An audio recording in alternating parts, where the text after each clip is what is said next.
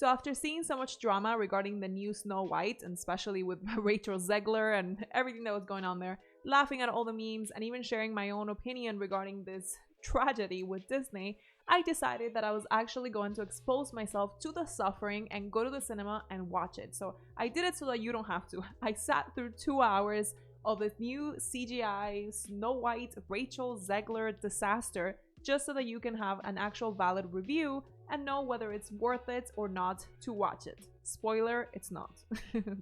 So while I'm going to be sharing my experience here, what actually goes down in the movie compared to the actual story, the things that I found very strange while watching it, that I was literally taking notes on my phone, I will also be sharing something towards the end that I never thought I would do, which is kind of defending Rachel Zegler, because everybody seems to be giving her hate and blaming her for the disastrous box office that this movie is generating, but I think there's more to the story. So stay tuned for all that. So I want to start out by making a quick summary so that you get everything. Since I can't actually show you the film here, you would have to go see it. I'm gonna describe for you from beginning to end everything that goes down. I'm gonna try to summarize it as much as possible. Let's keep in mind that this movie, the intent behind it was to reimagine the original film, which was based on the Brothers Grimm's original story. After we summarize the entire plot, I will go ahead and compare what goes down in this one in comparison to the original story. So this one begins with a kind king and queen, as always, who by the way look nothing like Rachel Zegler. They're like literally blonde and blue-eyed. Anyway, comparisons for later. So the very nice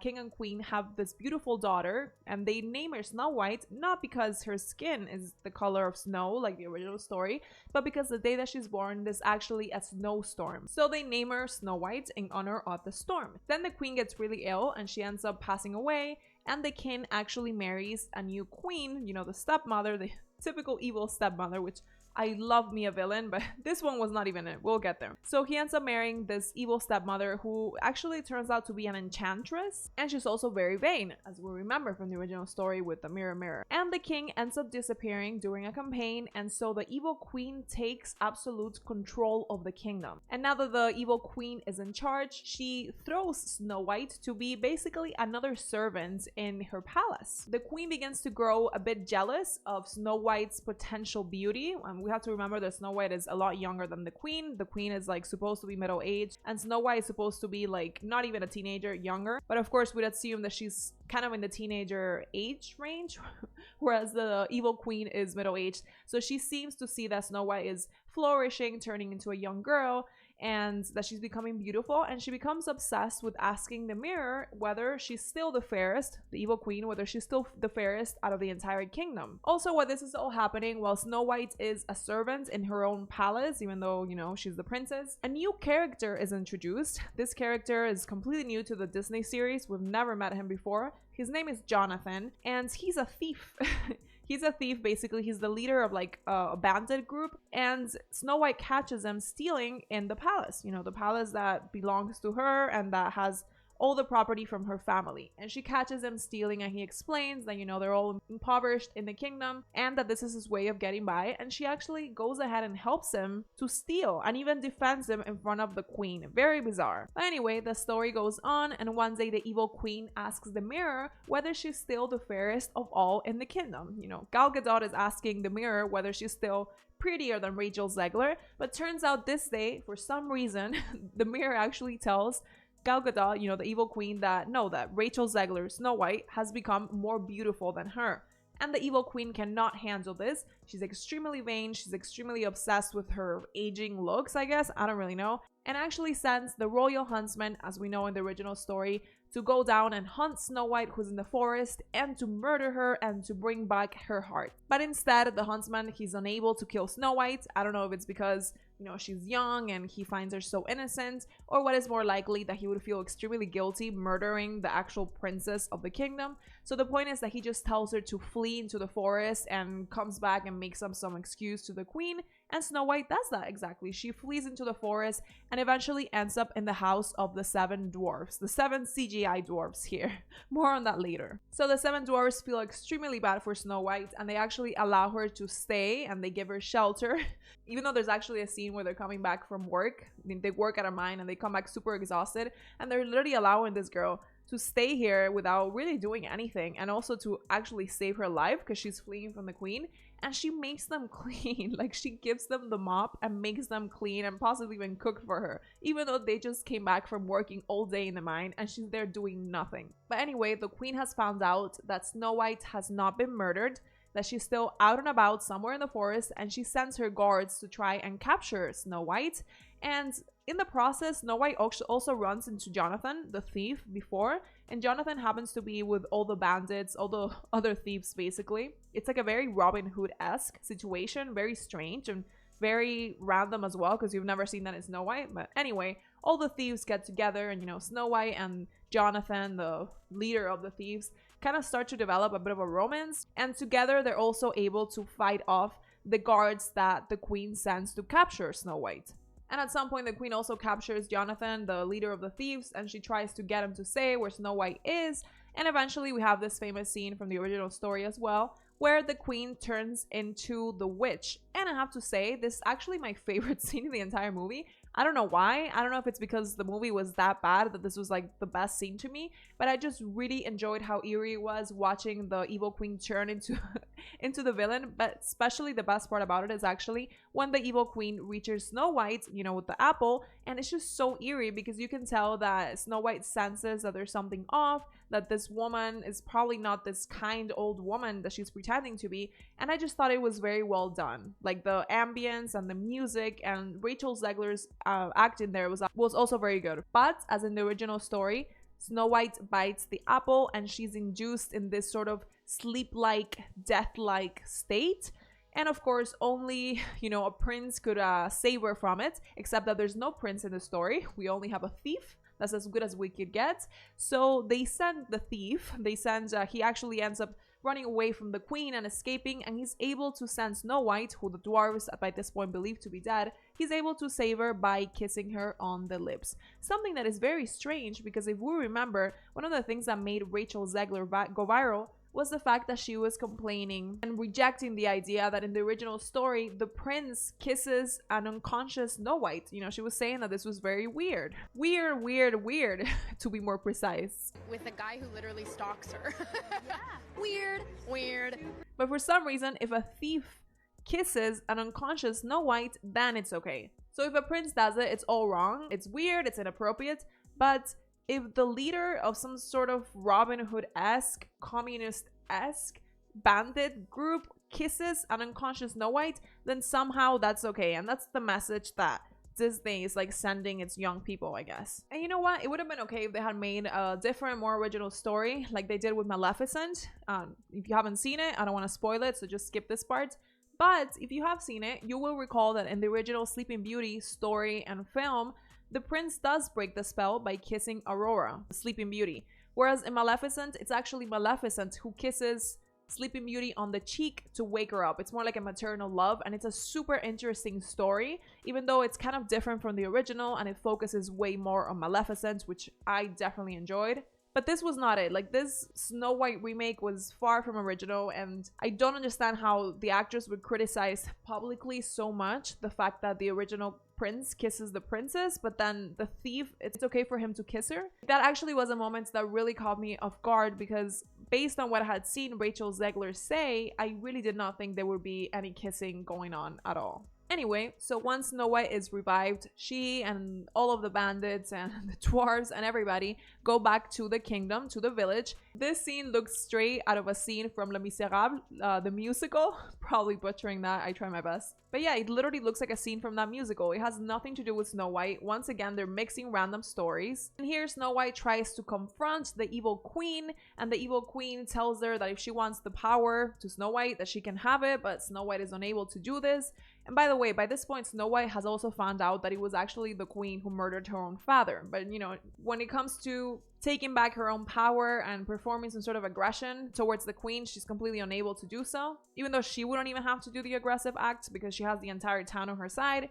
So the queen takes advantage of this and tries to fight back against Snow White, and they just end up in this weird battle scene where they're in front of the mirror, both of them, like the mirror. The mirror tells the queen, this scene is absolutely ridiculous. The mirror tells the queen that she is no longer, but not even because of outer beauty, but because of inner beauty. And the queen gets extremely angry by this, and she destroys the mirror and, you know, dies in the process. They had to kill her somehow, I guess. But what's so interesting and bizarre and ridiculous to me, and I'm sure to you as well, is that this story was originally based on the fact that the evil queen was envious of Snow White's beauty, and, you know, she was upset because the mirror was telling her that she was no longer as beautiful as Snow White. But all of a sudden, towards the end of the movie, I don't know if they just were too lazy to change the entire beginning, or if they did some lazy rewriting there. I don't know what happens. But at this point, the mirror tells the evil queen that Snow White, it's not that she's more beautiful than her, because I feel like by now they're assuming that everybody in the audience is like, she's not more beautiful.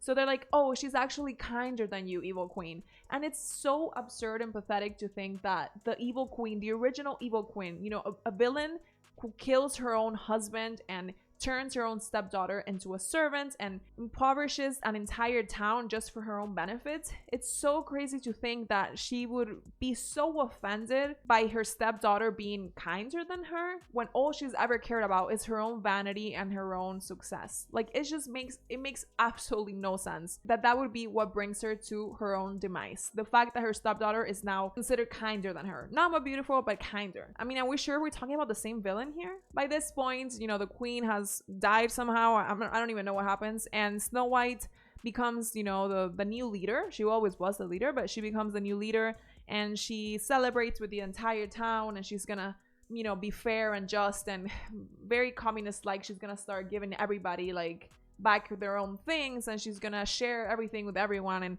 this silly utopia that we perfectly know that would not happen in real life. And it also ends in a very strange Diddy-like white party scene, which is so insensitive with everything that's going on right now, but whoever wrote the story is clearly not the brightest. Okay guys, now moving on, I want to talk about the comparisons between the original story and this new movie, and also the things that I wrote down, like the notes that I took, and I was like, how is this really happening right now? Like, did I really just pay to watch this? So let's start with Snow White. The portrayal of both characters is extremely different in the original version and the new version. In the original version, she's more like a passive heroine. She's kind and innocent and relies on others for protection, and she's more like a traditional princess. She's also a very young girl. And of course, she dreams of true love. This is not something that we see in the new version whatsoever. The new version reimagines Snow White as more civic-minded and independent, and even fierce to an extent. I mean, come on, not only does she survive several things at the beginning, but she also ends up taking control and leading a whole rebellion against the evil queen. This is something that the original Snow White would have never, and she would have just not been interested in doing that. She was too concerned in finding true love, something that there's absolutely nothing wrong with, but we have this generation selling us the idea that if that is your goal in life, or if that is your dream, or if that is one of your many dreams, because you can have different things in your life, well, you're wrong for that. And this modern portrayal aligns way more with the modern expectations of female leads, which is so tiring to me, because it's been so long since we just got a movie with a nice innocent girl who's trying to fall in love. Like, why do we have to always get the same kind of female lead? Not all of us want to watch that, you know? Like, a lot of us already have jobs in our real lives or stressful lives. There's so many women with so many different roles nowadays, and I'm sure many of them want to just watch a movie where they can escape and feel like they're a princess for 2 hours. What's so wrong with that? Like, imagine being stressed with your daily responsibilities and you go watch a film about a princess, and even this princess is stressed out and trying to survive from her own murder and kidnapping and assault. Like, who wants to see that? Not if you're paying to see Snow White. I understand if you pay to see something else, but not if you're going to see this. Something else that's very interesting when it comes to Snow White, I mean, I don't even think I have to talk anymore about her skin color. I think that's been said enough. But it's insane to me because, like I was saying, the parents, I don't remember the mom, but I know the dad is literally like blonde and blue-eyed. But then the little girl, Snow White, who's a beautiful young child, and she did an amazing job, nothing against her, but she's the same color as Rachel Zegler. And Rachel Zegler, we know she's no Snow White. So it's kind of like, Do you think we're that dumb that we assume that this little girl came out of this couple? It just makes absolutely no sense. Now let's talk about the evil queen. My favorite character, the only reason why I even paid to watch this. Even though I do have to say it was somewhat disappointing, but we'll get to that in a second. So in the original film, the original story, the queen is jealous of Snow White's growing beauty, and she fears that one day, she'll overpower her own beauty or whatever it is, and she sends the huntsman to track her down and to kill her and to bring back her heart. And towards the end, when she presents herself as the hag, with the apple, she ends up falling off a cliff and dies that way. Whereas in this film, the evil queen plays a larger role, and this one is in control of the kingdom. She's in charge, and she's, an absolute awful ruler. She doesn't care for her townspeople needs or any of that. And I do feel like they made her stronger as well, just because they are pushing this narrative, like we were saying, of strong female leads. And for some reason with the villains, I appreciate it, but with the princesses, not so much. At least if they did it in a creative way, I could appreciate it, but this cheesy, forced feminist way is just absolutely unnecessary. And though she still uses the poison apple, like we were saying, her downfall is actually tied to the magic mirror, because that's where her power lies. And let's talk about Gal Gadot, I feel like I'm saying that wrong as well, versus Rachel Zegler, because everyone was talking about this from day one, because she's supposed to be jealous of Rachel Zegler's beauty. And I have to say that we have all seen the memes, and we have all made our own comparisons in our head, but it was actually way worse seeing it in the cinema. The comparison, the contrast between Rachel Zegler and Gal Gadot was extremely intense, to the point that I actually felt bad for Rachel Zegler, and that's a lot to say. Here's the thing, it's not just looks. Of course there is a difference in looks, but it's also screen presence. Gal Gadot just has way more intense screen presence, even though she's not even that good of an actress. More on that in a second. And even though Rachel actually does a better job than her, in my opinion, and she sings very well. Like, that is a pro that I will give her. She's a very talented vocalist. But at the end of the day, we're not really going to see these movies because of the vocalist talent. We want someone who acts well and who looks like the character.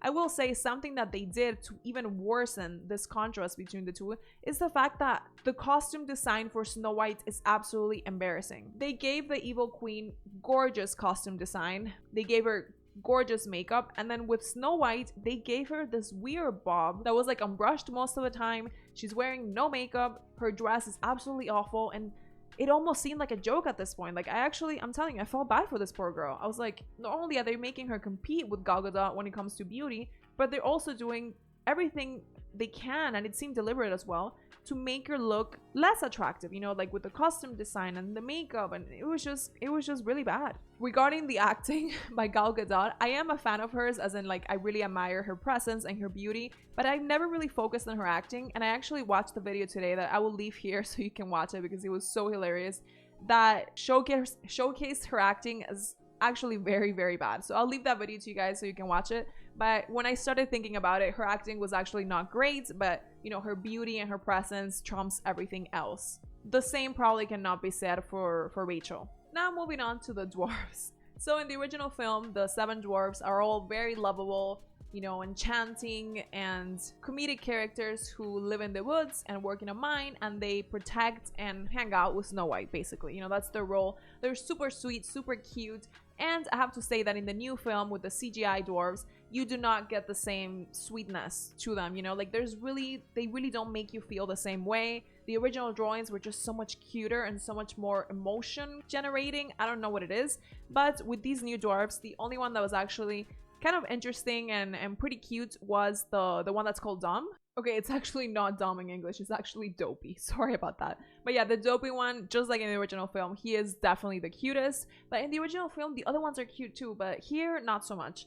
Another major difference is the CGI usage, and I have to say it looked very strange. It looked very out of place to have like real life actors and then CGI dwarves. And let's remember that the reason why they did this is because originally they had hired, like real life people with dwarfism, but that guy from Game of Thrones said that, this was inappropriate and that this and that. Why are they always casting people with dwarfism in dwarves roles, and why don't they give them other roles? And you know what, guys, I think he just did that. He just did that to make himself the only hireable like dwarf in all of Hollywood, and it's a pretty smart move if you think about it. So yeah, they changed all of this because clearly their main intention was never to entertain us, but to not offend us. Like, that's really the main point here with this movie, and to be politically correct. And so they fired all of these people with dwarfism that they don't get represented very often, and they don't get offered roles very often, but they got fired, and instead they created CGI dwarves in the name of this cancer called political correctness, or wokeism, or both. However, there is a person with dwarfism that's within the bandits. You know, if you see the thieves, the bandits, there's one guy that has dwarfism. But I guess it's okay to hire him because they hired him as like a normal person. Like, he's not supposed to represent someone with dwarfism, and because of that, it's okay. And also, I have seen most of Disney's live action remakes, and the CGI has definitely been better in other films. I don't know what happened here with absolutely everything, I guess, but even the CGI could have been better. Without mentioning, of course, what we said earlier, that they make Snow White literally make the dwarves clean for her, even though she does nothing all day, and they're offering shelter and not die by the queen's guards. But instead of like showing her gratitude and appreciation and cooking for them and cleaning for them or helping them in any way she can, she literally grabs a broom and a mop and hands them to them. And honestly, this is not even a gender thing. Like, if Snow White was a boy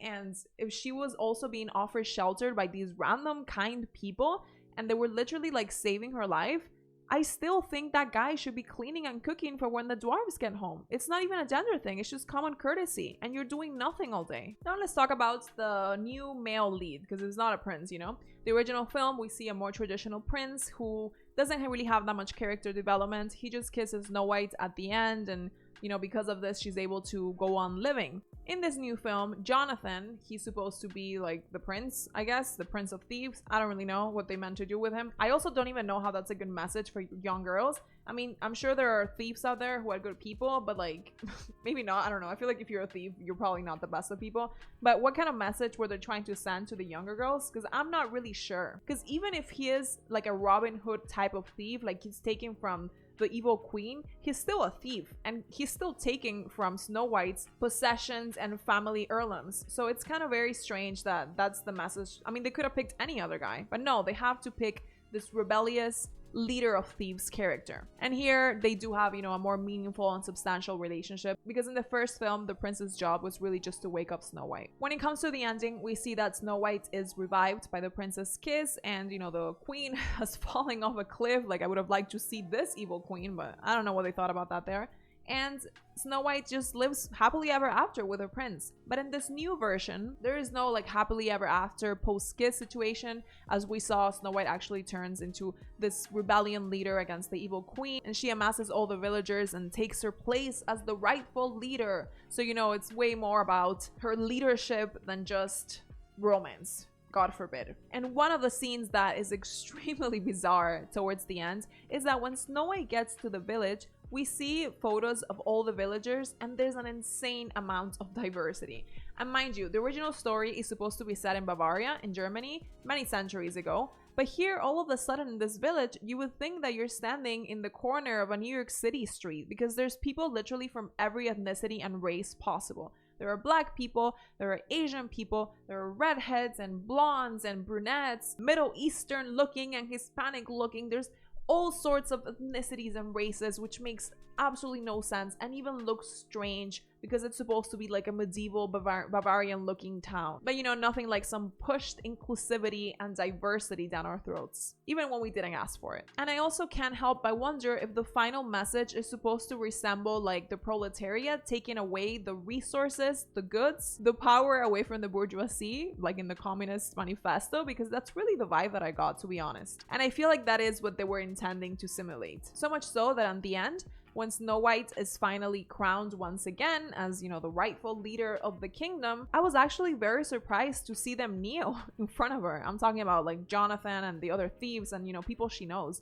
And they actually hesitate. You know, it's a very awkward moment because she's getting crowned again, or she's taking back her role, and you see them hesitate whether to kneel or not, and I was extremely surprised that they actually had them kneel, because I thought they're all the same at this point. At least that's what they're trying to simulate. So why even kneel in front of this girl? Wouldn't that imply that she's superior and all these things that Disney is all of a sudden against? So as you can see, they pretty much just made up this strange story that has nothing to do with the original, and I would even say they butchered the original story and were just not creative or original enough to come up with something cooler. The original is a classic fairy tale with themes of beauty and innocence and kindness and fate. The original story follows a much more traditional damsel in distress situation where Snow White is rescued by outside forces, whereas the new one is a modernized version where Snow White has a ton of personal growth and regains her leadership and her agency as a strong, independent woman. God forbid we don't see that yet another time, because it's not like we don't see it in absolutely every corner,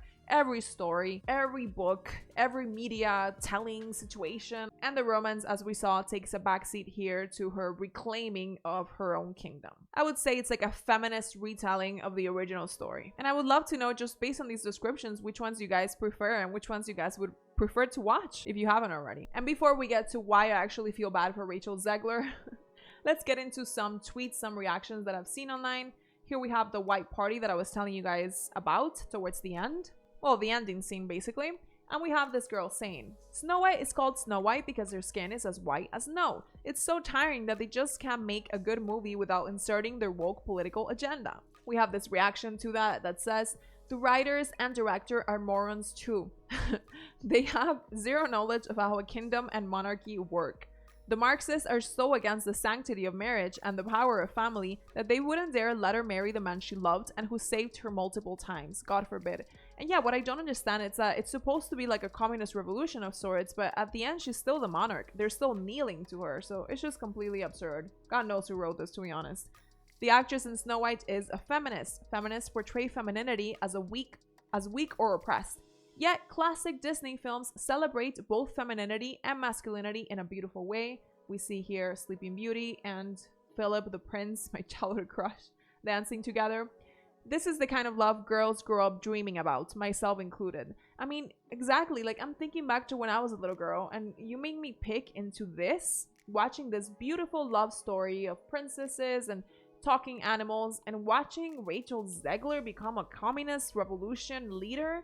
And which one do you think a little girl would rather watch? I mean, I'm an adult and I would rather watch the original. Imagine a little girl. But we know that feminism, even though it's supposed to be about inclusivity and, you know, all sorts of women are allowed, we do know that it constantly sends the message that if you are a more traditional woman, or if you are the kind of woman who does dream about love instead of saving your kingdom, then there's no space for you in feminism. Even though they're supposed to be super pro inclusivity and diversity and all this and that. So Disney literally hired the most insufferable human alive to be Snow White. Now let's get a little bit into Rachel Zegler. These are some of her most famous clips that have made her viral. I'm sure you've seen them by now, but I can never get enough of these. No longer 1937. She's not going to be saved by the prince. She's not going to be. Gal Gadot's there like, she's not with her. Do you see Gal Gadot in interviews? That's literally her in all her films. Like, she has no more acting capability than what she already gives in an interview. She's not gonna be saved by the prince. Like, that was her as the evil queen. That was her in Death and Denial. That was her as Wonder Woman. No longer 1937. She's not going to be saved by the prince. She's not going to be saved by the prince, and she's not going to be dreaming about true love. She's dreaming about becoming. But do you guys, this is why this girl went viral. Because, I mean, she could have said that, and she could have said that in a different way and still would have annoyed people. She could have been like, she's not going to be saved by the prince. But she's like, she's not going to be saved by the prince, guys. We're not like that anymore. We're better than that, guys. That's why she went viral, because of the insufferable way in which she says. No longer 1937. She's not going to be saved by the prince. She's not going to be saved by the prince, and she's not going to be dreaming about true love. She's dreaming about becoming the leader she knows she can be, and the leader that her late father told her that she could be if she was fearless, fair, brave, and true. The original cartoon came out in 1937, and very evidently so. There's a big focus on her love story. Very evidently so. With a guy who literally stalks her. You know, I feel bad for this girl because she's just completely turned into a meme at this point. Like, I don't think her career will ever recover from the fact that she's a living meme at this point. Like, I actually do feel bad for her. who literally stalks her. Yeah. Weird. So we didn't do that this time. I was scared of the original cartoon. I think I watched it once and then I never picked it up again. I watched it for the first time in probably 17 years. The cartoon was made 85 years ago. And they're very evidently so. Or it's extremely dated when it comes to the ideas of women being in roles of power. It's not that it's dated when it comes to women being in roles in power. It's that Snow White was never supposed to be a girl who was in a role of power. And there should be room for girls like these too, to be in movies or for their stories to be told. Like it was never a story about a fighter or like a revolution leader. She was just a normal girl who wanted to be a princess and fall in love. They say it as if Snow White was meant to be a leader, or she wanted to be a leader, and they just wouldn't allow her to do so because the story is set in 1937. Like, that's not what happened. It was just never about that. You guys made it about that, and now I'm laughing to see how bad it's gone. Anyway, and these are more of the comparisons that we were seeing earlier. How can people see these two pictures and pretend that she was not the perfect casting for Snow White, Rachel Zegler and Snow White? And here we have, how do people look at these two pictures and still pretend the evil queen is jealous of Snow White's looks? Of her kindness, remember, of her kindness. That's what bothered her at the end. Okay guys, now let's get into why I feel bad for Rachel Zegler. I already went into some of it, you know, the poor wardrobe and makeup choice and putting her against Gal Gadot and, you know, everything else basically. But let's get into it more. So this person here is saying, am I tweaking, or is there an actual reason why people are blaming Rachel Zegler for Snow White flopping? Because everybody is blaming her. And to be honest, even I kind of fell into that trap and blamed her a bit. And she does have some responsibility. I mean, we've seen some of the insufferable things that she said, and she's just not given the movie good publicity at all. And let's not forget, she was, you know, insulting half of the American nation, telling Trump supporters that she wishes them to never have peace, even though it's these people you would think that would actually go see her movie because they're the only ones interested in having kids and taking them to see a more traditional story. And she also got into the whole Palestine and Israel conflict. So, I mean, she definitely has not helped the reputation of the movie. But from that to what this title is saying, and of course, I know this is clickbait. Maybe the person doesn't actually think so and the video doesn't actually show so. But from that to being like how an entitled no-name actor destroyed a Disney classic, I think it's too far, and I think it's actually a bit of manipulation by Disney, and I'll explain why in a moment. If you saw my last video, I mentioned how the producer's son was basically also blaming Rachel Zegler for the failure of the film. Let's revisit this. New, the son of Snow White producer Mark Platt absolutely unleashes on Rachel Zegler for ruining his father's movie. Jonah Platt is ripping the 23-year-old actress for getting political and ruining Snow White. The comment from Platt was found on Instagram after one user asked why his dad flew to New York City to talk to Zegler about tanking the movie. Platt specifically blamed Zegler and her narcissism for the film's flop. More on this in my original video, I'll link it up here. Tens of thousands of people worked on that film, and she hijacked the conversation for her own immature desires at the risk of all the colleagues and crew and blue-collar workers who depend on that movie to be successful. Narcissism is not something to be coddled or encouraged. And here's what I think. Yes, as we were saying, Rachel Zegler did not help the success of this movie. She's been insufferable, as we know. She could have shut her mouth many, many times, and she could have spoken way more positively about this movie instead of saying the things that she did say. However, I do feel like Disney is now using her as a scapegoat for the movie's failure, and I actually feel bad for her. Let's put it into perspective. Even if Rachel Zegler had never opened her mouth about feminism or how outdated the film was or how unnecessary the prince was or Palestine or Trump supporters, even if she had never said anything, this movie would have still flopped. Why? Because first of all, they chose a girl who looks nothing like the main character, and that's going to irk people. Two, because the story has nothing to do with the original, and that's also going to irk people who paid to see Snow White, know some Robin Hood, like communist BS basically. And three, because they put so much woke propaganda into the movie that evidently that was going to irk people, especially at a time where we're all sick and tired of all of this. And I think it's very unfair and honestly disappointing that now that the movie has gone so terribly bad, even though it would have always gone terribly bad, they're choosing to blame Rachel Zegler for the movie's failure. And while she may be a part of it, you still chose her as your leading character. and you still created and wrote the story that was going to annoy people anyway. So the only people who are truly responsible for this film's failure, in my opinion, or mostly responsible anyway, are, you know, producers, directors, writers, everyone who came up with the story and who thought that it was a good idea to turn this into a film. And I never thought I would be one to be defending Rachel Zegler, but I do have to say I kind of feel sorry for her. I mean, this is a 23-year-old girl who's just been brainwashed by woke propaganda, who's been hired to do this role, and now the entire world and even the company that hired is essentially turning against her and blaming her for the failure of this movie. And I'm sure she's got many people in real life mad. Like, that's not a pretty place to be in mental health wise, and I actually do feel bad for her. And let's not forget that her career will probably not go very well after this, which I understand. You know, directors will probably want to hire people who do not speak about unnecessary things unless asked to, especially when it can hurt the movie's box office. But how many of us have not said stupid things at 22 or 23? The only difference is that she's actually going to probably have very lifelong, long-term consequences, both mental health wise and career wise. And for that, you know, I never thought I would say it, but I actually do feel bad for her. So that's my take on the Snow White movie. I hope you enjoyed this. If you have liked this video, please give me your likes, especially because I went through the efforts of actually paying to see that catastrophe. So please make me feel like it was worth it. Subscribe, like this video, and I hope to see your comments.